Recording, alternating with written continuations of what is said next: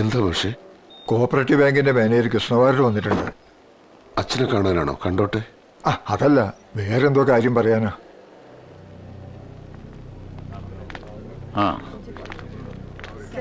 അച്ഛൻ എങ്ങനെയുണ്ട്? അതേ അവസ്ഥ തന്നെ. എന്താ വരേ?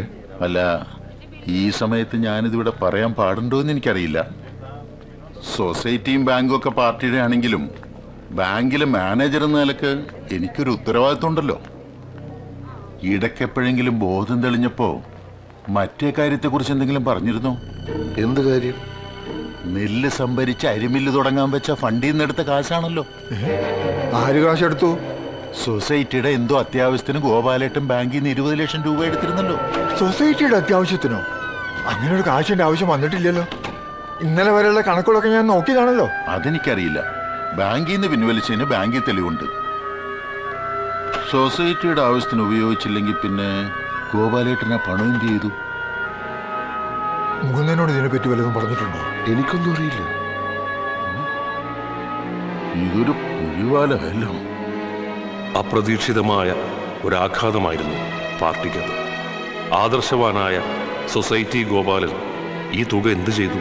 ചർച്ചകളും അന്വേഷണങ്ങളും നടന്നു. ഒടുവിൽ ഗോപാലനെതിരെ കടുത്ത നടപടികളെടുക്കാൻ പാർട്ടി തീരുമാനിച്ചു. ഏറ്റവും ദുഃഖകരമായ ഒരു സംഭവമാണിത്.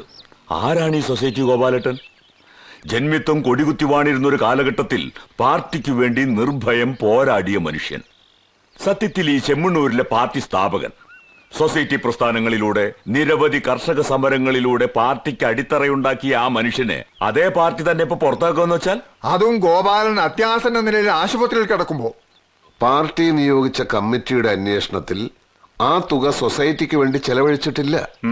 അപ്പോൾ സൊസൈറ്റി ഗോപാലൻ ആ തുക ദുരുപയോഗം ചെയ്തു എന്നല്ലേ അർത്ഥം? പിന്നെന്തിന് നമ്മള് അദ്ദേഹത്തെ വെള്ളപൂശാൻ ശ്രമിക്കണം? ഗോപാലേട്ടന് വേണ്ടി ഈ തുക മറ്റാരെങ്കിലും ബാങ്കിൽ അടച്ചാൽ ഈ പുറത്താക്കൽ നടപടി ഒഴിവാക്കാൻ സാധിക്കില്ലേ? സമുന്നതനായ ഒരു നേതാവിനെ സംരക്ഷിക്കേണ്ട ചുമതല പാർട്ടിക്കില്ലേ? ഇത് പുറത്തറിഞ്ഞാൽ പാർട്ടിയുടെ ഇമേജ് എന്താകും? പാർട്ടിയുടെ ഇമേജ് വർദ്ധിക്കേ ഉള്ളൂ. തെറ്റാര് ചെയ്താലും പാർട്ടി അയാളെ ശിക്ഷിക്കും എന്ന സന്ദേശമാണ് ജനങ്ങൾക്ക് കിട്ടുക. ബാങ്കിലെ തുക ആരടയ്ക്കുന്ന പറയണത്? പുറത്താക്കൽ നടപടി നിർത്തിവെച്ചാൽ അതിനെപ്പറ്റി ആലോചിച്ചാ പോരെ? ചിലപ്പോ കുഞ്ഞുണ്ണി മുതലാളി സഹായിച്ചാൽ. പക്ഷേ ഫാക്ടറി പ്രശ്നത്തിൽ ചില വിട്ടുവീഴ്ചകൾ ചെയ്യേണ്ടി വരും.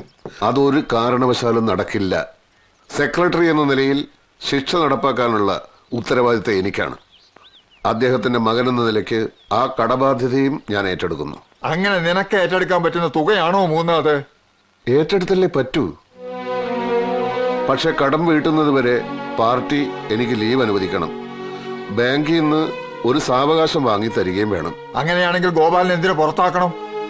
ചെറുപ്പകാലം തൊട്ട് ഞങ്ങൾ ഒരുമിച്ചായിരുന്നു. എനിക്കറിയാവുന്നതുപോലെ ഗോപാലൻ ഇവിടെ ആർക്കും അറിയില്ല. പുറത്താക്കൽ നടപടി അംഗീകരിക്കാൻ എനിക്കാവില്ല. അത് രാമണ്ണി മാഷിന്റെ വ്യക്തിപരമായ അഭിപ്രായം. ഇത് പാർട്ടിയുടെ തീരുമാനം. ദിവാര, പ്രമേയം വായിക്ക്.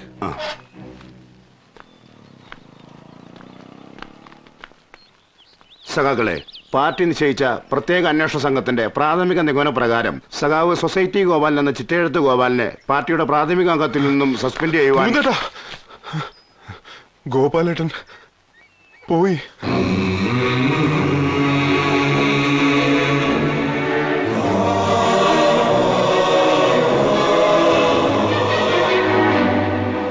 നിങ്ങളുടെ പാർട്ടിക്ക് CID പണയുണ്ടെന്ന് നിങ്ങൾക്കറിയില്ലെങ്കിൽ എനിക്കറിയാം. അതുകൊണ്ടാ ഫോണിൽ പറയണ്ടെന്ന് ഞാൻ പറഞ്ഞത്. ഗോപാലേട്ടന്റെ ശവസംസ്കാര ചടങ്ങിന് പോയിരുന്നു. ഒരർത്ഥത്തിൽ ഗോപാലേട്ടന്റെ അസുഖവും തുടർന്നുണ്ടായ മരണമാണല്ലോ കാര്യങ്ങൾ നമുക്ക് അനുകൂലമാക്കിയത്. പറയേ, എങ്ങനെയാ നിങ്ങളിത് ഒപ്പിച്ചത്? സൊസൈറ്റിക്ക് വേണ്ടി ഒരു എമൗണ്ട് ലോൺ എടുത്തപ്പോ ഗോപാലേട്ടൻ ഒപ്പിട്ട് ഒരു ബ്ലാങ്ക് ചെക്ക് സെക്യൂരിറ്റി എന്ന നിലക്ക് വാങ്ങി സൂക്ഷിച്ചിരുന്നു. അതിലൊരു 20 ലക്ഷം രൂപ എഴുതി പണം ഡ്രോ ചെയ്തു. കണ്ടുപിടിച്ച അകത്താവുന്ന കേസാണ്. പക്ഷേ നിങ്ങൾ രണ്ടുപേരും എന്നെ കൈവിടില്ല എന്നുള്ള. കൊള്ളാം. എന്നെ കടിച്ചു കൊല്ലാൻ നോക്കിയ കരിമൂർക്കന്റെ പത്തി ചതച്ചരച്ച് ചമ്മന്തിയാക്കിയ തന്നെ കൈവിടാനോ? അപ്പൊ ഇനി എന്താ പരിപാടി? കരുതലോടെ നീങ്ങണം. ചിലതൊക്കെ മനസ്സിലുണ്ട്. ഒക്കെ ഞാൻ അപ്പൊ പറയിക്കാം. എനിക്ക് അടിയന്തരമായി തിരുവനന്തപുരത്ത്. ആരുടെ അടിയന്തരം? അവിടെ സ്റ്റേറ്റ് കമ്മിറ്റി നടക്കുക. ഞാൻ ചെന്നിട്ട് വിളിക്കാം. ഓക്കെ.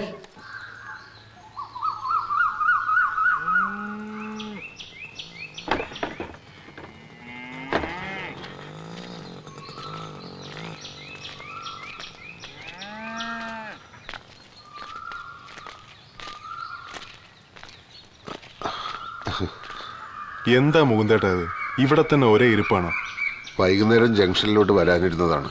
നാളെ മുതൽ ചായക്കട തുറക്കണം. 2-3 ദിവസമായിട്ട് മുകുന്ദന്റെ കാര്യം തന്നെ ഞങ്ങൾ ആലോചിച്ചത്. ചില്ലറ ഭാരമാണോ തലയിലെടുത്ത് വെച്ചത്? 20 ലക്ഷത്തിന്റെ ബാധ്യതയല്ലേ? എത്ര കാലം പരിപ്പോടെയും ചായയും വിറ്റാലാ 20 ലക്ഷത്തിന്റെ കടം വീട്ടാൻ പറ്റുക? അത് പ്രായോഗികമാണോ? എനിക്ക് വേറൊരു പണിയും അറിയില്ലല്ലോ. അല്ലേ പിന്നെ കിളക്കാനോ തെങ്ങ് കയറാനോ പോണം. തെങ്ങ് കയറിയാൽ നല്ല തഴമ്പുണ്ടാവുന്നല്ലാതെ ഇത്രയും പണം എങ്ങനെ ഉണ്ടാക്കാനാ? എല്ലാ വശങ്ങളും ഞങ്ങൾ ആലോചിച്ചു മുകുന്ദ. ജില്ലാ കമ്മിറ്റിക്കും മുകുന്ദന്റെ കാര്യത്തിൽ ആശങ്കയുണ്ട്. മുകുന്ദന് കടം കയറി നിക്കക്കളി ഇല്ലാതായാൽ പാർട്ടിക്കല്ലേ അതിന് ക്ഷീണം. അതുകൊണ്ട് എല്ലാവരും ചേർന്ന് ഒരു തീരുമാനത്തിലെത്തിയിരിക്കുക. എന്ത് തീരുമാനം?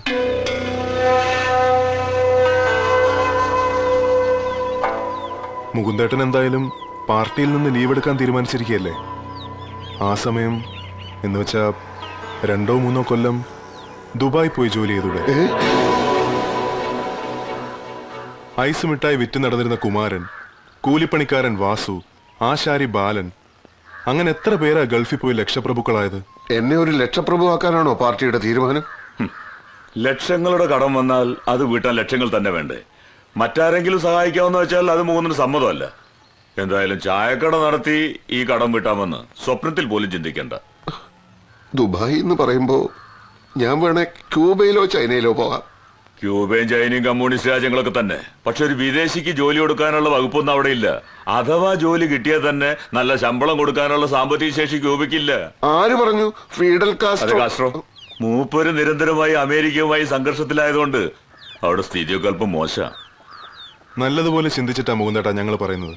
കരുണേട്ടൻ അനുദ്രവൻ സിദ്ധാർത്ഥൻ ദുബായിലുണ്ട്. അവൻ മുഖേന ഒരു വിസ സംഘടിപ്പിക്കാൻ ഒരു പ്രയാസവുമില്ല.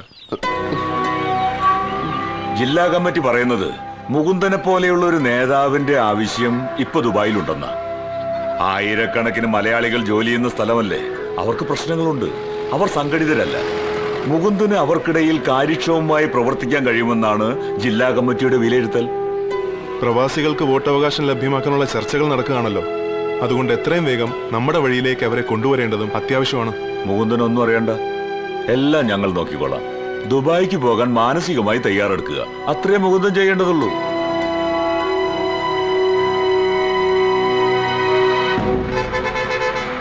ബസ് വരുന്നുണ്ട്.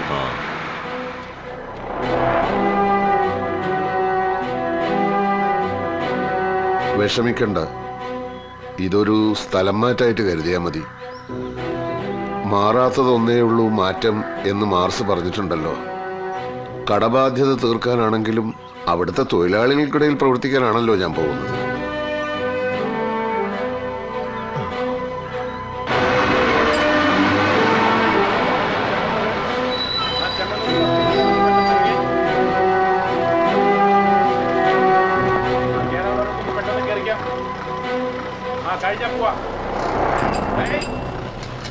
ലാൽ സലാം. അഭിവാദ്യങ്ങൾ അഭിവാദ്യങ്ങൾ അഭിവാദ്യങ്ങൾ അഭിവാദ്യങ്ങൾ നൂറുചുകപ്പൻ അഭിവാദ്യങ്ങൾ നൂറുചുകപ്പൻ അഭിവാദ്യങ്ങൾ അഭിവാദ്യങ്ങൾ അഭിവാദ്യങ്ങൾ അഭിവാദ്യങ്ങൾ അഭിവാദ്യങ്ങൾ നൂറുചുകപ്പൻ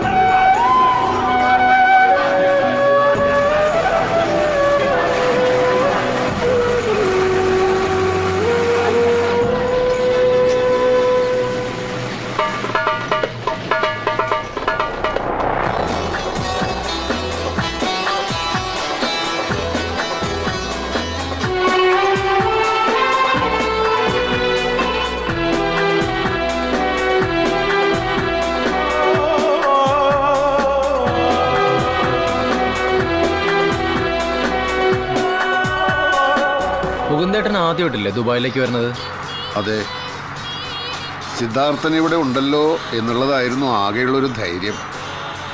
ഇവിടെ എങ്ങനെ പാർട്ടി പ്രവർത്തനമൊക്കെ നന്നായി നടക്കുന്നുണ്ടാവും അല്ലേ? സഖാവ് കരുണന്റെ അനന്തരവനോട് അങ്ങനെ ഒരു ചോദ്യം ചോദിക്കേണ്ടതില്ലെന്ന് അറിയാം. സിദ്ധാർത്ഥൻ ഇപ്പൊ ഇവിടെ വന്നിട്ട് എത്ര കാലായി?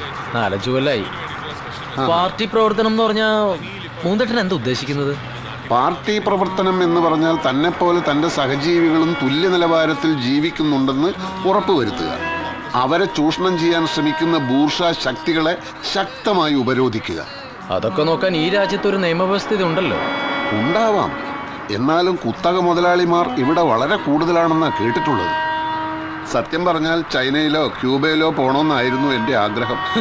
എങ്കിൽ നന്നായനെ ക്യൂബ. ക്യൂബ എന്റെ മുകുന്ദട്ട, ദേ ഈ ടണല് കണ്ടോ? ഇതിന് ഏകദേശം 1.5 കിലോമീറ്റർ നീളം വരും.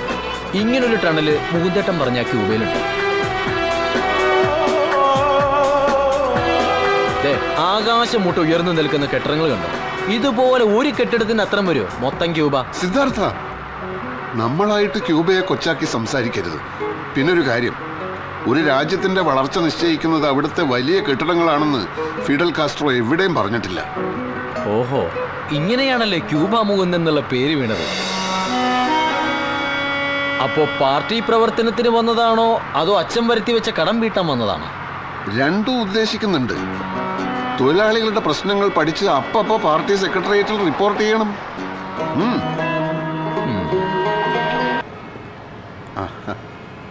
മുകുന്ദേട്ടനെ പിടിക്കാത്ത പല കാര്യങ്ങൾ ഇവിടെ കണ്ടേക്കാം. എന്ന് വെച്ച് സമരം ചെയ്ത് ഇവിടത്തെ സർക്കാരിനെ വലച്ചു കളയരുത്. അതൊരിക്കലുമില്ല സിദ്ധാർത്ഥ.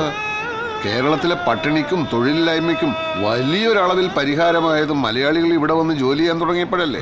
അത് നമ്മൾ മറക്കാൻ പാടുണ്ടോ? ഓ, അതൊക്കെ അറിയാലേ. പിന്നെ പക്ഷെ തൊഴിലാളികൾ ചൂഷണം ചെയ്യപ്പെടുന്നുണ്ടോ, അവർക്ക് നീതി ലഭിക്കുന്നുണ്ടോ, അത് ഞാൻ അന്വേഷിക്കും. അല്ല, ഇതിനൊക്കെ ജോലിക്കിടയിൽ സമയം കിട്ടുമോ? ജോലി സമയം 8 മണിക്കൂറല്ലേ? അതെ. ഉറക്കം ഒരു 4 മണിക്കൂർ, പിന്നെയും കിടക്കില്ലേ 12 മണിക്കൂർ. അതിരിക്കട്ടെ, എന്തായിരിക്കും എന്റെ ജോലിയുടെ സ്വഭാവം? അതിപ്പോ പറയാൻ പറ്റില്ല. പക്ഷെ മര്യാദയ്ക്ക് ജോലി ചെയ്തില്ലെങ്കിൽ ജോലി ചെയ്യിക്കുന്നവരുടെ സ്വഭാവം ചിലപ്പോൾ മാറും.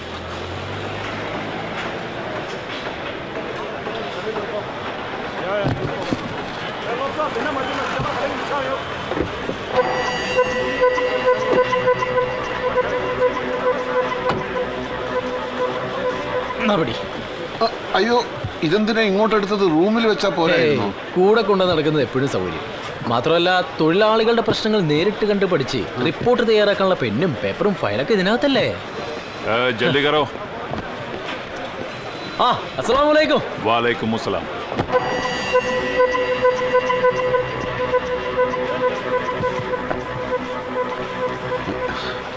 നിങ്ങള് മലയാളിയാ? അയാള് പാകിസ്ഥാനിയാ. ഇവിടെയാണ് മുകുന്ദേട്ടന് ജോലി. ഇവിടെയാ? അതെ, തൽക്കാലം ഇവിടെ. സത്യത്തിൽ മുകുന്ദേട്ടൻ ലേബർ സപ്ലൈ കമ്പനിക്കാരുടെ ആളാ. അതായത് ഒരു കമ്പനിക്ക് സ്വന്തമായി തൊഴിലാളികളെ പോരാതെ വരുമ്പോൾ ലേബർ സപ്ലൈ കമ്പനി ആ കമ്പനിക്ക് ആളുകളെ വാടകയ്ക്ക് കൊടുക്കും. വാടക കൊടുക്കുക ആളുകളെ? അതെ. ഇന്നിവിടെയാണ് പണിയെങ്കിൽ അടുത്ത ആഴ്ച വേറെ സ്ഥലത്തായിരിക്കും പണി. അതുകൊണ്ട് ഓരോരോ തൊഴിൽ മേഖലയിലെയും പ്രശ്നങ്ങൾ വളരെ വിശദമായിട്ട് തന്നെ പഠിക്കാൻ പറ്റും. എന്തായിരിക്കും എന്റെ ജോലിയുടെ ഒരു സ്വഭാവം? അത് ഉടനെ തന്നെ മനസ്സിലാവും. അയാളുടെ കൂടെ അങ്ങോട്ട് പോയാൽ മതി. ഞാൻ അങ്ങോട്ട്. അല്ല, നീ അങ്ങനെ പോയാൽ എനിക്ക് റൂമിലേക്ക് തിരിച്ചു വരാനുള്ള വഴി അറിയില്ലല്ലോ. കമ്പനി താമസിക്കാനുള്ള സ്ഥലം തരും, അങ്ങോട്ട് എത്താനുള്ള ട്രാൻസ്പോർട്ടേഷൻ ഉണ്ടാവും. ഒക്കെ ഞാൻ ഏർപ്പാടാക്കിയിട്ടുണ്ട്. അത് കമ്പനിക്ക് ഒരു ബുദ്ധിമുട്ടാവില്ലേ?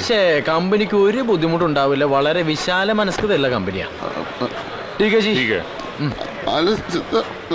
ലാൽ സലാം. चल रहे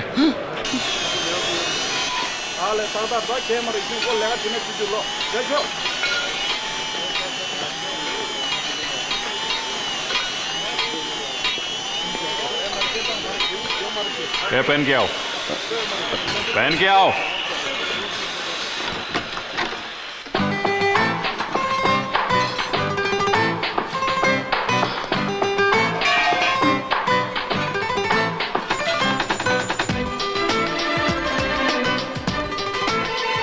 सामान सब उधर रख. अरे उधर रख. ബാഗ് അവിടെ വെക്കാനാ പറഞ്ഞത്. जाके काम करो. जाके काम करो. ये सब उठा के उसका सिर पर रखो. जी साहब.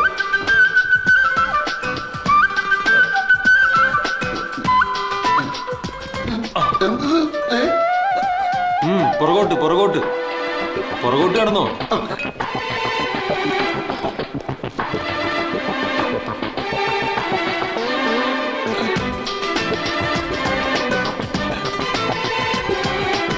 मलबारी इधर इधर ऊपर ले गया.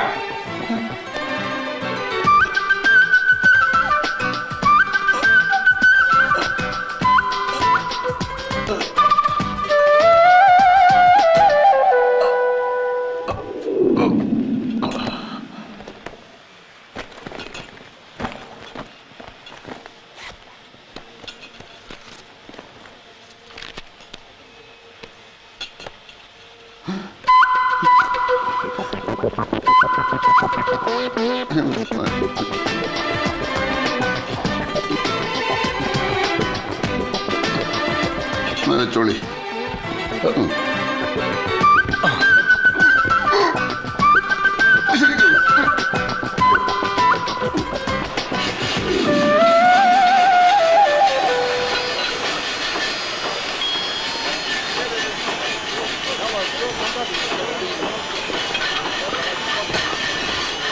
നിങ്ങൾ മലയാളിയാ?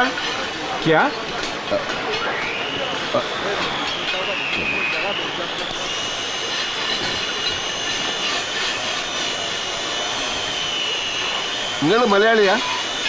അതെ. എന്നതാ പ്രശ്നം? പേര്? അരവിന്ദൻ. നാട്ടിലെവിടെയാ സ്ഥലം? ചെങ്ങന്നൂര്. എന്നാത്തിനാ? എത്ര കാലായി ഈ കമ്പനിയിൽ? 4-5 കൊല്ലമായി. തനിക്ക് എന്നാ വേണം? അല്ല, ഇവിടുത്തെ തൊഴിൽ സാഹചര്യങ്ങളിൽ താങ്കൾ തൃപ്തനാണോ? അല്ലെങ്കിൽ അല്ലെങ്കിൽ എന്തുകൊണ്ട് തൃപ്തനല്ല എന്ന് പറയണം. പറഞ്ഞ പരിഹാരം ഉണ്ടാക്കാം. ആര്? നിങ്ങളോ? നിങ്ങൾക്ക് എല്ലാ വിവരവും അറിയണമെങ്കിൽ ഇതാ അവിടെ ചോദിച്ചാൽ മതി.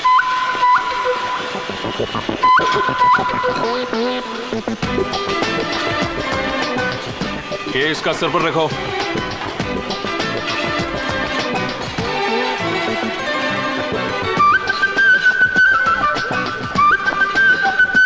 जाओ. काम चोर साहब.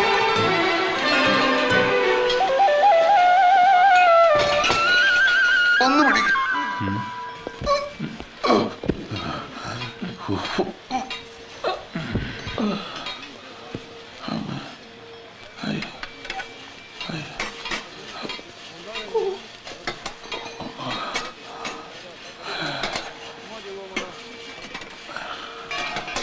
ഇനി അരമണിക്കൂറും കൂടി കഴിഞ്ഞ ഇന്നത്തെ പണി കഴിയല്ലേ? എന്തൊട്ട്? ഇന്നത്തെ പണി കഴിയാൻ ഇനി ഒരു 4.5 മണിക്കൂറും കൂടി വേണം. അപ്പൊ ഇവിടുത്തെ ജോലി സമയം 8 മണിക്കൂറല്ലേ? 8 മണിക്കൂറേ. ഇത് ഭയങ്കര കഷ്ടാണല്ലോ. ഇവിടെ ചോദിക്കാനും പറയാനൊന്നും ആരുമില്ലേ? ആരാ ഇവിടുത്തെ യൂണിയൻ സെക്രട്ടറി? യൂണിയനാ? അതാ വരണു. യൂണിയൻ സെക്രട്ടറിയും പ്രസിഡന്റും ഖജാൻജിയും ഒക്കെ ആ ഗടിയാ. അങ്ങേരോട് പറഞ്ഞാൽ മതി.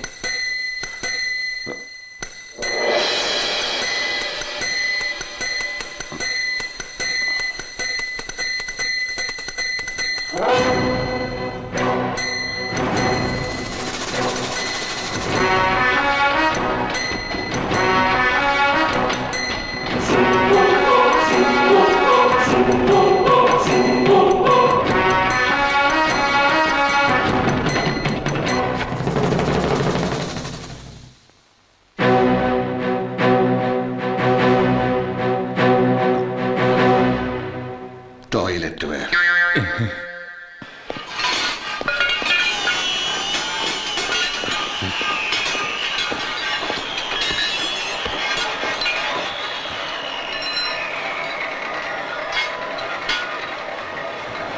İnkılap Zindabad! İnkılap Zindabad!